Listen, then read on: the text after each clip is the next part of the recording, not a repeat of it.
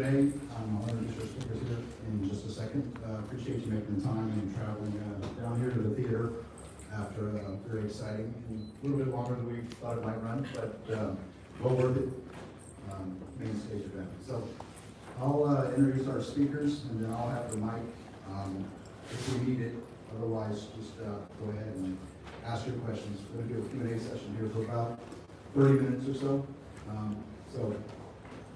Most of you, all of you met Scott earlier this morning. He's Corporate Vice President of the Data Center Business, General Manager of Data Center Business at AMD. And he's joined by Ron Pedlala, who is the Corporate Vice President of Data Center Products. So pretty much they can cover just about any topic from the architecture to the business side of it. So I'll go ahead and open it up for the Q&A. Who would like to go first? Patrick, can I ask a question or no? Of course you can. Do I need the mic? Yeah. All right, so everybody. Hey guys. Hey there. Kennedy. Hey, so why is there no 48 core single socket part? Why is it jumping from 32 to 64? Great question. So maybe you didn't, I couldn't, I don't know if Mike picked up, but the question was why is there not a 48 core kind of single socket part? I think maybe a point to clarify is actually every SKU in the stack is single socket capable. So the two 48 core parts that we have in the stack are single socket capable. But I think when you look at the price positioning, it felt like that there was a need to move the 64 core to make the single socket economics work. But when you look at the overlay pricing that we had at the 48 core band, it didn't really warrant a unique differentially priced SKU. So we do have the two that are in the standard stack and single socket as well. Other questions? Next question.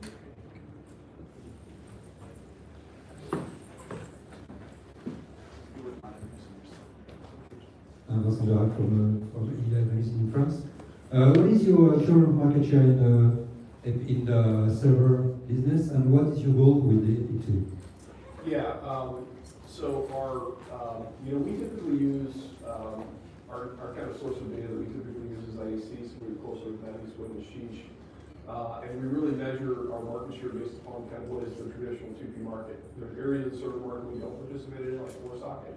But when you look at considering the 2P market, the end of last year, we were just shy of mid-single digits, so just above 4% at end of last year. And I think you've also heard Lisa publicly talk about the fact that our ambition is to get a double-digit share 4 to 6 quarters from that point. And so when you see the momentum that we have in leadership capabilities from a product perspective, we feel pretty good about that opportunity. Other questions?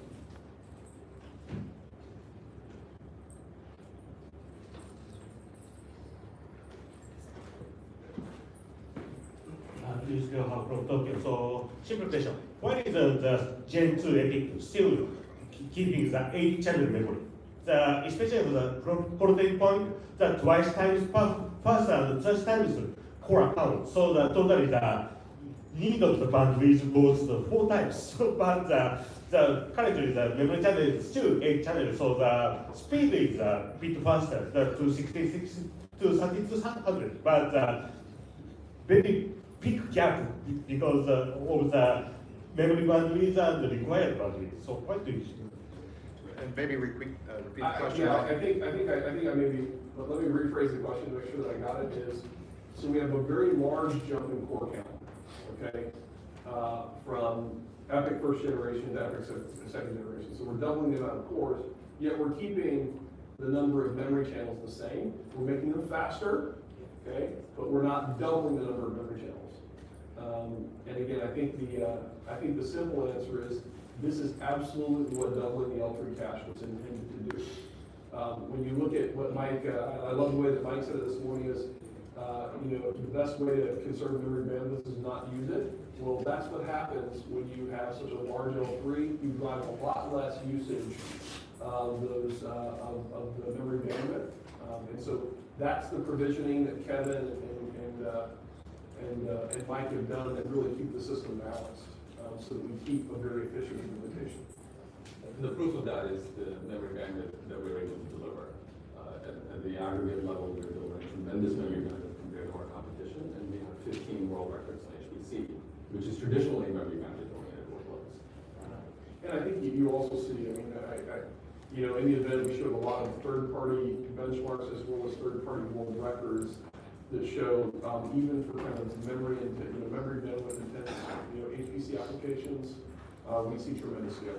So it says that the design points that the AMD technical team has done is, I think, are kind of well positioned.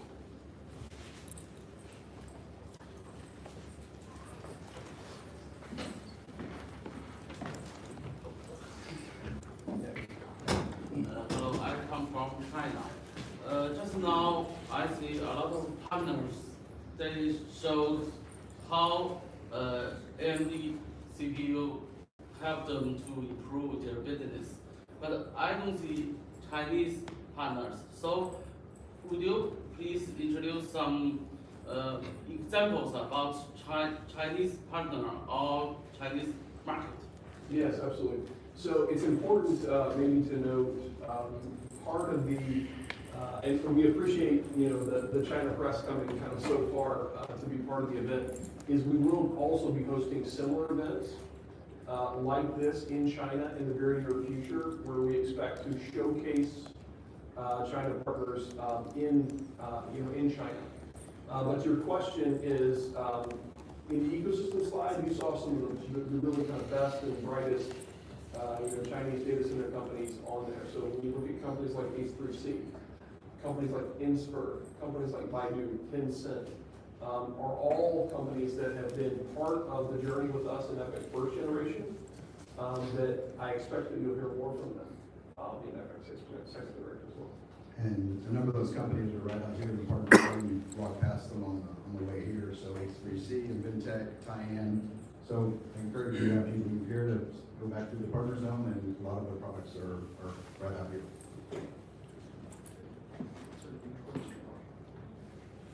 I want to know why the frequencies are still so low on the 8-core part. What if customer need a very high frequency? Yeah. So I don't think they're so low, but I appreciate the question. I think the thing that you have to look at is it's about kind of delivering the appropriate level of performance. And so when you look at the combination of 15% IPC, you saw Mark showcase that for server type workloads, that is even greater. He showed a scenario where you've got 23% IPC across a common set of data center workloads, and even some applications you see even 40% IPC. So I think that's the first ingredient. I think the other thing is, again, looking at double the cache in every dimension of our competition, right? Again, cache is a tremendous accelerator. So it's really about the system level performance that we think matters. There are improvements that we're absolutely making for frequency. If you look at prior generation, Maple's EPYC first generation, EPYC second generation, we see a lot of improvement in both base frequency and boost frequency. And I would say it's early days. We're not done. Right? There's things that we need to work on to improve not only the IPC and architectural leadership we've established, but also base frequency as well. Yeah, and the one thing to add, when you look at the 8-core, the 12-core, the 16-core SKUs that we have, these are targeted to the heart of the market, where there's large volume, and we optimize them for a system performance at a system price point to deliver great performance for a system developer. So you can actually get really compelling performance at these SKUs with lower amounts of memory capacity. So for customers, it's built on top of the performance for CPU developer. When you look at system developer, you have incredible efficiency that we're able to deliver at that moment in the market. Can you introduce yourself and your publication? Sure, yeah, Alex Zaharovoid from itwire.com in Australia. I've got you guys on a live stream, and I've even got some questions from people watching. But my first question is simply revolves around, obviously the performance is great. You want all the data centers in the world to upgrade straight away. Google can afford to do it. They've got 100 billion. They just came out as having more money this quarter than Apple. So they can afford to just rip and replace everything. And and I don't know what they'll do with it, but how quickly do you think data centers will upgrade? Obviously they have to get their return on investment on their existing technology. Some of them may be able to just put new processors into existing AMD systems, which will save them some money. But how quickly do you think people will upgrade their data centers? What will they do with all the old stuff? Ship it to Africa or something and set up data centers there. And then one of the questions from the stream is, how will the new contracts announced today affect your revenue? Are they expecting it to make a significant difference? And somebody else asked about whether the servers have chipset cooling because of PCI 4. Okay, great question. Well, we'll try to maybe answer in sequence and make sure I remember them all. Sure. So I think, what was the first one? The first one's about how quickly data centers are going to upgrade. Google can do it, but smaller players might take some time. We're absolutely in the middle of a virtualization refresh cycle, right? So if you think about it, the end of service around, Microsoft Server, Microsoft SQL Server, 2008, there's end of service that's coming. So we're actually in the middle of an upgrade cycle, and we think it's a tremendous opportunity because people, have the opportunity to think about a better technology choice. And also, we see that, there still is the lingering effect of a lot of the security mitigations that people are kind of considering, hey, do I take a 30% performance hit for workarounds and patches, or do I go update my new gear? So we think there's a couple of catalysts there. Very similarly, VMware ESX end of service on 5.5. So I think, we see that there's a pretty massive opportunity because people, when they think about having to update their software environment, you're naturally forced to think about, hey, can my new operating system, can modern operating systems, and the things I'm going to be getting from my partners, can my underlying infrastructure really support that? So I think we're pretty bullish about not just cloud adoption, but also in enterprise. Because when you look at some of the TCO savings that we're able to establish, the payback's quite rapid, right? Your ability, when you're talking about saving 40 to 50% OpEx, the turnaround time in terms of recouping the investment is pretty efficient. So in terms of the revenue and the contracts you've announced today, you expect that's going to make a significant difference to your bottom line? Absolutely. I mean, we're absolutely about growing share in this market. The question earlier about kind of our share ambition in the public, that will be, again, double-digit share in the next 4 to 6 quarters. And when you see the best in the industry from cloud, OEM, and kind of a lot of the great endorsement from Jen at Twitter, that says software as a service providers, enterprise service providers, and cloud service providers are all seeing the value. And when you heard Lisa talk about the generation on generation improvement in interest, and how people are not waiting, we've earned their trust. They feel like we're more credible, and so they're moving aggressively to adopt at a much faster rate than the first generation. And that last question was about chipset cooling because of PCI 4. Chipset cooling because of the PCIe 4 lanes. Well, it's interesting. I mean, so when you look at PCI Gen 4, because it is a higher data rate, there are power considerations, but we have very advanced power management on the device. That means that if there's low periods of utilization, that power is not utilized. There are situations where, again, you can heavily load a system, and you'll be delivering kind of more power to the I/O and less to the core. Yeah, sure. I think he means, how do you cool the chipset? Well, there is no chipset. There's no soft bridge. Yeah, It it is doesn't have integrated. It is a system on a chip with all of the I/O and everything. Other questions? One right over here. Yeah, I'm a journalist from South Korea, and my name is education from Melbourne newspaper. And I would like to ask a question on the manufacturing on the APYC long process. Because we have such a I'm sorry. We have such a great trade war between China and US, and we have a trade war between Japan and Korea as well. So do you have any issues or problems between, in terms of manufacturing and getting the supply of the materials that is needed for the APYC process? Yeah, great question. It's obviously a very dynamic environment from a geopolitical perspective. But I think if you look at our supply chain, I think is very robust. as it relates to both for first generation EPYC processor as well as second generation from a supply chain perspective. We have foundry capabilities. We have one of our major foundries that's actually here in the U.S. We obviously use TSMC, foundry in Taiwan, that again, aren't potentially kind of susceptible to this geopolitical environment. And then also when you look at our backing foundries, you look at kind of our OSATs and the things that we use to do kind of assembly and test. We have a multi-site strategy. That means that we have the ability to assemble and manufacture in China, and we have the ability to assemble and manufacture outside of China. And that's something that we've had in place to be able to navigate what is a fairly complex, very complex situation. So there should be no concerns in either the first generation or second generation of EPYC from the supply perspective.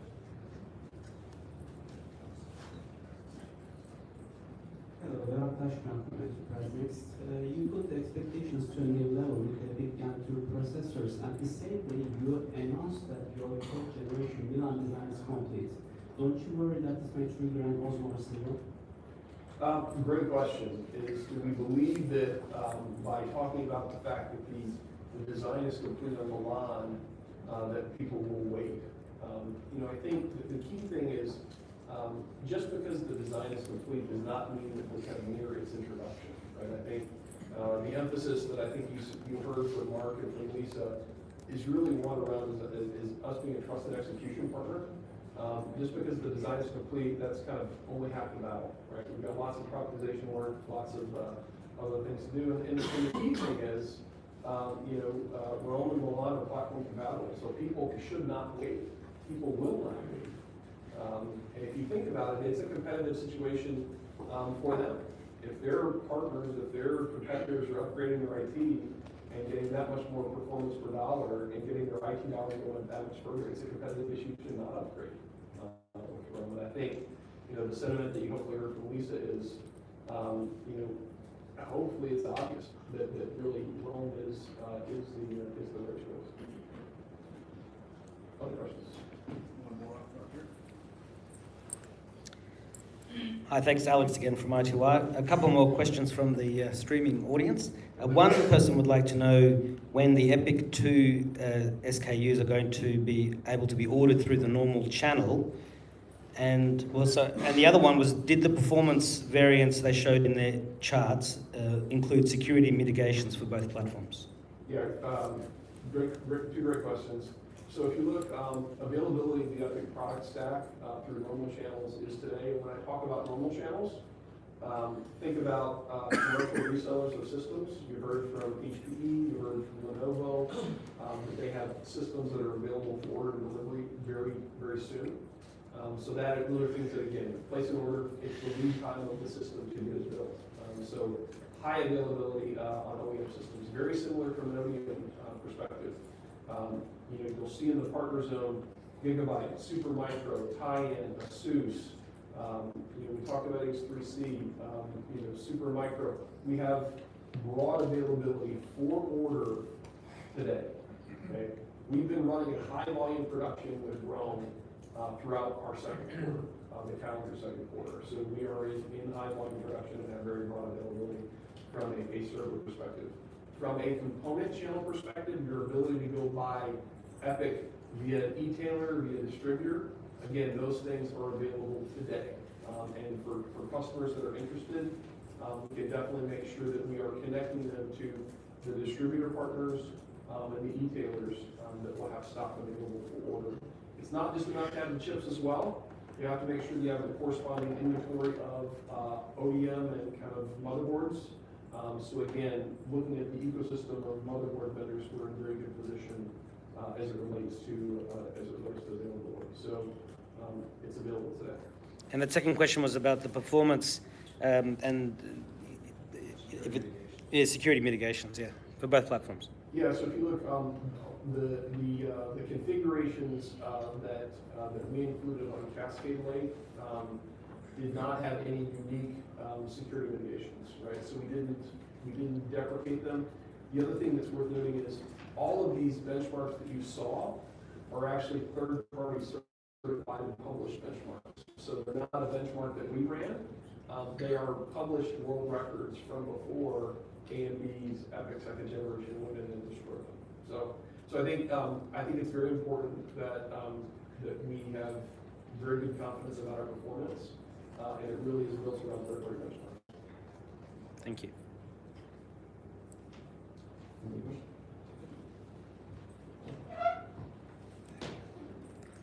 Hi, Tiffany Trader, HPC Wire. Two quick questions. I'm not sure you'll be able to answer, but I'm wondering if you can confirm at this time whether the Frontier supercomputer will be used to know it.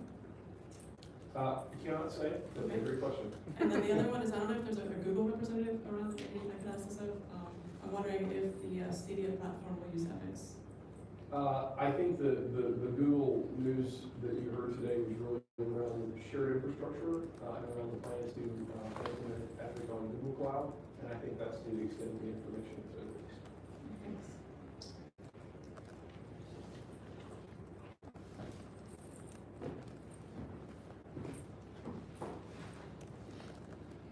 Hello, Giancarlo Zeta from Cyber Reader.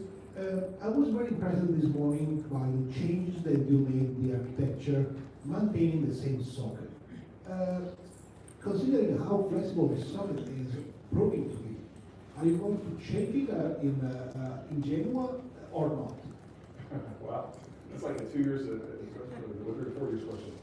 I think again, and first of all, thanks for your question because it validates an important part of our strategy, is socket longevity. And when you look at kind of the AMD customer base and the AMD potential customer base, I think they should feel very reassured that the platforms that their investments they're making today will have longevity. We know that right now, a lot of our customers that are considering work with our competitor are having to go through a fairly dramatic change in terms of socket between PCIe Gen 4 and PCIe Gen 3. It's public now that Cooper Lake will have PCIe Gen 4, so that's a whole new socket infrastructure that they have to consider doing. And we've now said that first generation, second generation, and third generation EPYC will all share the same socket infrastructure. So I think that's to the extent that we can confirm right now. But it's great to see that you and potentially the readers are seeing the value in socket longevity. We think it's a foundational capability we want to extend. Can I go to question? Actually, I'm asking you because I've never thought of that, but performance per price are so good actually that everybody should change, well, suddenly to the new platform. Are you going to write that? Are you going to write that down? No, I Your article? I was waiting for your answer.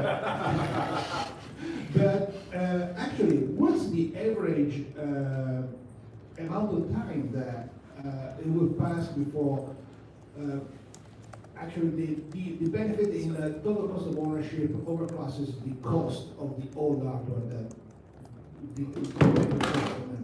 Yeah, it's pretty variable. If you look, depending on where, I'm assuming you're kind of talking about an ODM or an OEM type implementation. From a cloud perspective, it's fairly instantaneous, right? As you move. But again, I think when you look at the OpEx savings that are relevant, I think the payback is reasonable. I maybe don't have an exact number because everybody's TCOs is slightly different. But I think the kind of key thing is, and you saw Forrest talk about it, is we see the typical deployment model where there's two kind of evaluation and deployment models. One is I have a fixed amount of IT budget and I want to get the most performance for that budget. Okay, and that's where in the scenarios we show here is you can potentially get as much as twice as much compute for the same amount of money. The other scenario is, hey, I'd like to save money on my IT budget. Well, you can also do that and not compromise on the workload. So the retail example that he shared, where you can get the same amount of work done, but with 45% fewer servers. Yeah. I hope my question will make sense. You tell me. On the PC side, desktop side, AMD create a lot of technological bridges between the CPU and the GPU. We don't see that on the server side, even though you have a great technology with Radeon, for example. And we know your competitors start creating new GPUs. Even Intel is working a lot on that. Is it something you want to do on the future, or you let your ODM and OEM create this kind of bridges? It's a good question. A couple of dimensions around that answer around how do we think about the benefits of AMD GPUs and AMD CPUs together. You actually saw, and it was a bit subtle in Girish Bablani's presentation from Azure. Actually, that is one of the first cloud instances that leverage both AMD EPYC CPU and AMD EPYC GPU together. And so people are definitely seeing the benefits of those two technologies being together. The other thing beyond what we've seen in the deployments that we have established now with Azure is we also see that there's tremendous benefits in our Vega 20 architecture that is PCI Gen 4 based and our EPYC second generation. And the ability for us to collectively partner on optimizing performance with PCI Gen 4 is absolutely something we do with Radeon Instinct, but it's not exclusive, right? You see Samsung, you see Mellanox, we partner closely with NVIDIA. You definitely see that anywhere where there's a PCI Gen 4 connection, we have that opportunity. I'd actually encourage you in the transformation zone upstairs, we actually have an AMD developed evaluation system. It's nicknamed Hero 2, that actually has 2 AMD Rome processors in it, and actually has 8 Vega 20 processors in it, all connected via PCI Gen 4. And they have the capability to showcase some of what that capability will do. So we're absolutely focused on leveraging the PCI Gen 4 advantages on the CPU and GPU side. Yeah, and that connectivity, by the way, scales pretty linearly as you add more GPUs, given PCI Gen 4. So 8 GPUs, you get more than 7.5x, which is very near linear scale. And it translates to actual application performance. So we have Resonant 50 image inference, image training kind of performance, where we're neck and neck with SLB 100. So that's the advantage for them. Dennis Romic from Network Packers in Croatia. I have a question. Is the same manufacturing process used for IO die on Ryzen, new Ryzen 3, and EPYC 2? The manufacturing technology for EPYC second generation IMU is 14 nanometer. Okay, so they are both the same global boundaries. Correct. They're both manufacturing global boundaries. Okay, and my second question is the CPDP values for various CPUs, new CPUs. What are the infrastructure requirements for enabling them? So if I want to use 240 watts of CPDP on the top SKU, what do I need to do? What kind of system do I need to buy to get that kind of performance? Yeah, so You'll need to provision a platform for that thermal level, and it's really a BIOS setting to be able to let the power, the TDP go up to that. And what that does really is delivers more power to the cores and gives you incrementally better frequency and performance. That's really I need to buy a new server, or I can... No, you can configure it through the BIOS as long as the server's provision can handle it. yeah, I think it's important to note that we did add in this generation a new power band, an iron level called Group E, that is that 225 watt TDP level. And that actually does require kind of a new IRM capability, voltage regulator and cooling. And so what you'll see is in the partner zone, you'll see that there's a lot of new platforms that have the ability to kind of cater to that newer power level. But if you look at the other power levels that are in the stack, the 200 watt and below, those are all things that can be dropped into existing Naples platforms. So think about, to leverage the higher power, you're going to need kind of a new platform that kind of leverages that kind of higher capability. But if you're talking about things that are 200 watt below, you can absolutely drop those into Naples EPYC Gen 1 platforms. So today we see the top 3 cloud providers, Amazon, Microsoft, and Google, and you also list the Baidu and Tencent cloud, but don't have Alibaba cloud.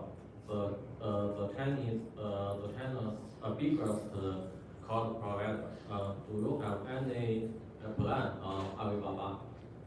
Yeah, I think we're working to expand our customer base globally, right? So I think we're in pursuit of many customers. We would love to continue to expand our customer base. I'll leave it at that.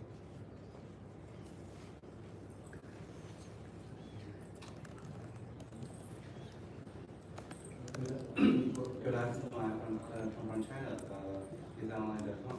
I got one question.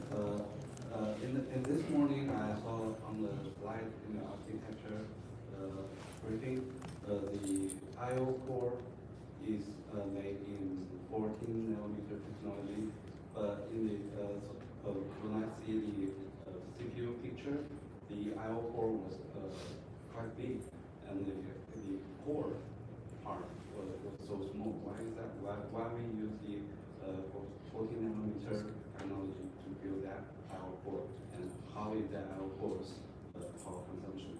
Yeah. So it's an obvious question. We have a very large piece of silicon.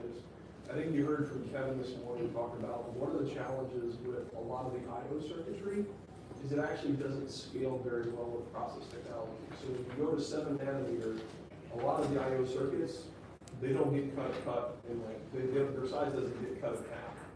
So if you look, the approach of taking a mature technology at a very effective and kind of highly amortized cost point for I/O that doesn't scale very well is the right economic decision.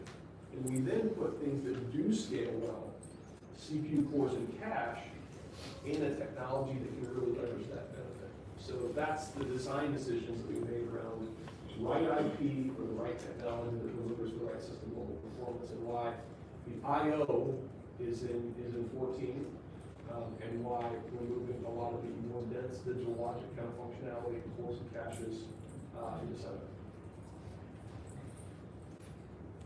We've got time for one more question. Hi, it's Miguel from Spain. Following up with his question, Ryzen 3rd generation happened to be 12 nanometers on the I/O chip, and I would like to understand why with Ryzen solution you would go with 2 nanometers, and with Netex solution you would go with 14 nanometers for the I/O image. The process technologies are very similar, but they're very similar. They're just a different operating point of technology, so they're actually very, very kind of close cousins of each other. And I think the other thing that's worth noting is, again, if you think about the form factor from an I/O perspective of server is different, right? It's different than the constraints that you have from a desktop product. I think we have one. Yeah, Gary, this gentleman over here is trying to get your attention. He is hopping up and down. If he was only as loud as you did. You were paying attention.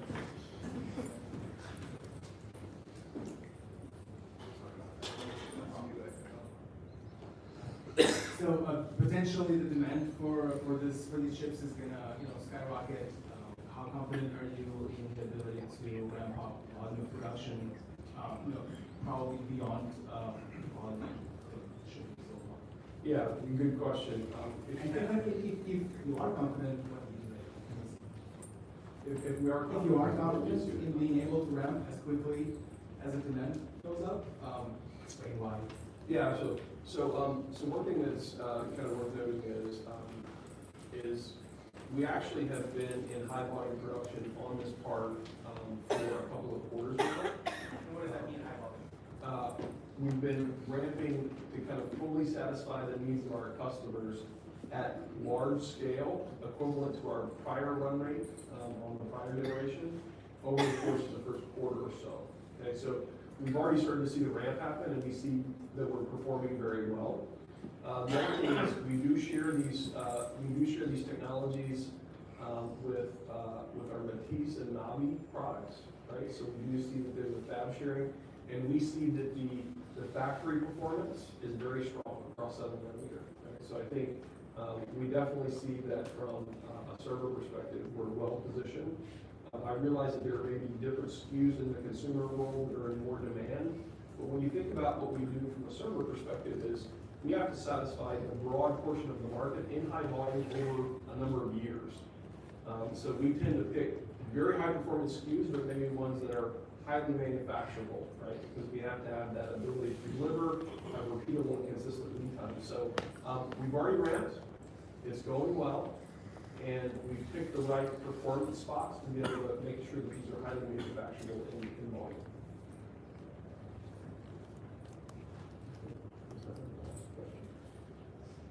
Okay, well, thank you very much. Just one announcement. We talked this morning a little bit about having a Q&A later this evening from 6 o'clock with Mark for us. And because we ran a little bit over and we want to give you guys plenty of time and for our partners to have plenty of time to speak with you, we're going to go ahead and cancel that Q&A with Mark for us. But please let myself know or the regional PR support know if you have questions for them that were not answered by them on stage. And we'll do our best to follow up and get those questions answered for you. So I encourage you, thank you very much for coming to the Q&A and to the events. We recognize it was a very long day. Please do go to the partner zone and back up to the transformation zone if you'd like to take a look at the demos. There's food and drink available now, and the bus to head back to the hotel. Catch that over starting at 6 o'clock, and we'll have dinner and get back there. So, thank you very much. Thank you, Ron and Scott. Thank